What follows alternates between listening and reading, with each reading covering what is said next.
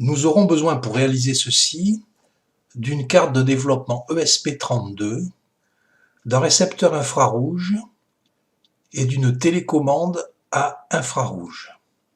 On peut trouver ces composants chez AliExpress pour quelques euros.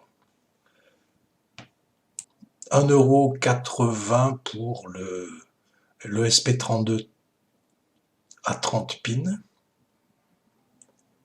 moins d'1 € pour le récepteur infrarouge, moins d'1 € également pour la télécommande. Il faudra également le logiciel Arduino IDE pour téléverser les codes dans le ESP32. Avant d'utiliser la télécommande à infrarouge dans ce système, il va falloir enregistrer les codes émis par chacune des touches que l'on souhaite utiliser. Il existe un code à rentrer dans un ESP32 qui va réaliser ce travail en les affichant à l'écran. Après avoir rentré le code dans l'ESP32, je vais pouvoir acquérir les fameux codes dont j'ai besoin pour programmer mes touches dans le programme définitif. J'ouvre le port série, puisque c'est lui qui va nous afficher les codes à chaque appui sur la télécommande. En appuyant sur la touche 1, je fais apparaître deux codes, un hexadécimal et un décimal. Nous retiendrons pour des raisons de calcul dans le programme définitif les codes décimaux. Sur la touche 2, j'obtiens également le code. Et je répète l'opération, ainsi de suite, jusqu'à obtention de tous les codes des touches que je souhaite utiliser dans le projet. Voyons ensuite quel est le montage à réaliser. Pour ce faire, nous prenons une plaque d'essai sur laquelle nous fixons le microcontrôleur ESP32, le récepteur infrarouge est connecté à l'alimentation et sa sortie à la broche D4. En sortie D5, on met une diode qui va témoigner de l'appui sur une touche. Voyons maintenant comment sera structuré le programme définitif qui fera fonctionner ce projet. Il faut savoir que tout programme Arduino comporte une fonction setup et une fonction loop. Nous y ajouterons trois autres fonctions. La fonction setup Wi-Fi qui permettra la connexion au réseau Wi-Fi de l'ESP32. La fonction voidGetTouch qui permettra d'identifier la touche qui a été tapée. Et la fonction voidToDomotics qui permettra d'envoyer la commande au serveur Domotics.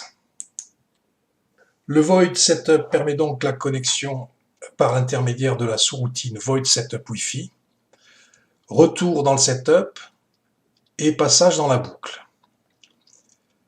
Quelle est la fonction de cette boucle? Cette boucle qui s'exécute indéfiniment attend une pression sur une touche de la télécommande. Si une pression est exercée, elle allume une LED de confirmation pendant une demi-seconde. Puis,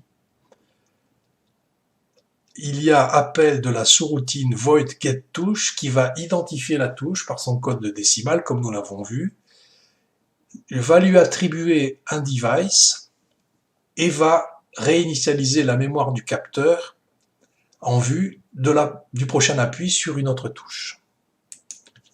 À la suite de ça, il y a un retour dans la boucle par le trait rouge, qui s'ensuit d'un appel de la sous-routine voidToDomotics, qui élabore une commande JSON pour inverser l'état du dispositif concerné, et qui envoie cette commande à Domotics. À la suite de ça, il y a retour par le tracé bleu dans la boucle, qui rencontre la fin de boucle, et qui donc la réinitialise par l'attente d'une nouvelle pression sur une touche. Après vérification sur la plaquette d'essai que tout fonctionne normalement, eh bien, nous allons placer ce système dans un boîtier de récupération qui se présentera ainsi de façon assez compacte et avec une possibilité de l'alimenter directement sur une prise de 120 volts. Jetant maintenant un coup d'œil un peu plus en détail au code. Donc il comprendra plusieurs parties comme nous l'avons vu. En tout début de code, avant même le void setup, on doit inclure les bibliothèques nécessaires à la bonne marche du projet. Ensuite viendra la déclaration des constantes, des différentes variables, la position, la déclaration des entrées-sorties, et puis un certain nombre de serveurs web sont installés, le client et le serveur. Le void setup, placé immédiatement après, comme nous l'avons vu, appelle la routine de connexion au réseau, c'est-à-dire le setup Wi-Fi. Puis, par le tracé bleu, ceci revient dans le setup, qui lance à ce moment-là les instances serveur-client, définit les entrées-sorties et démarre le récepteur infrarouge. Le setup Wi-Fi permet à l'ESP32 de se connecter au réseau Wi-Fi de votre box par l'intermédiaire des données à renseigner comme le SSID et le password. À la fin du setup, le programme rentre dans la fonction void loop qui est la boucle infinie. Comme nous l'avons vu précédemment, la boucle void loop, à l'appui d'une touche, déclenchera la fonction getTouch qui permettra l'identification de la touche et l'attribution d'un dispositif. Il y aura retour dans la boucle qui sera suivi d'un départ vers la routine void to domotics qui enverra la commande. La fonction getTouch, donc appelée par la boucle, servira à identifier la touche par son code décimal, lui attribuer un dispositif et réinitialiser la mémoire du capteur infrarouge. On voit donc dans le code que selon la touche appuyée, il y a l'attribution d'un dispositif. Ici.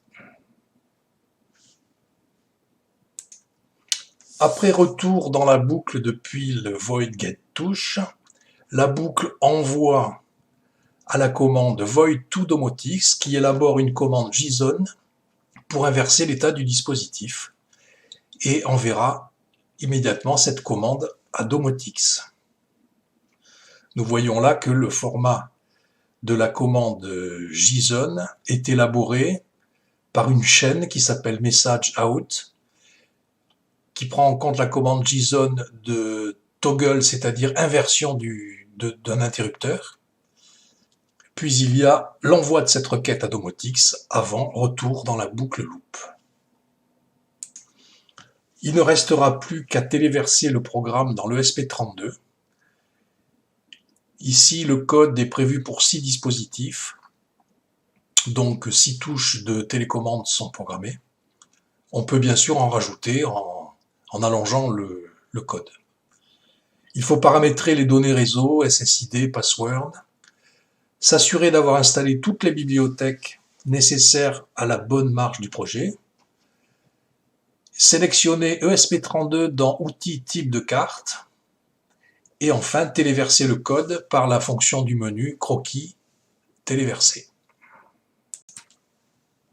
Eh bien, c'est ce que nous allons faire maintenant. On va d'abord brancher l'ESP32 sur le PC par sa sortie USB. Ensuite, nous ferons croquis téléverser et le processus est engagé comme on peut le voir en bas.